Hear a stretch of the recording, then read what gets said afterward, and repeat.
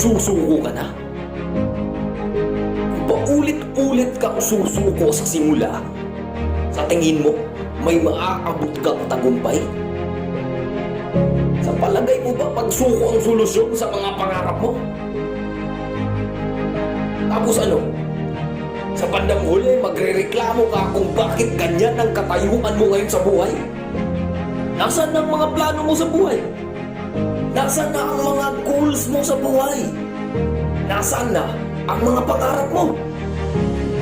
Basta-basta mo na lang mabibitawan dahil pagod ka na. Hanggang kailan ka ganyan? Hanggang kailan ka gagalaw? Kapag huli ng lahat? Kung gusto mo talagang maging matagumpay, iisipin at iisipin mo ang iyong mga pangarap.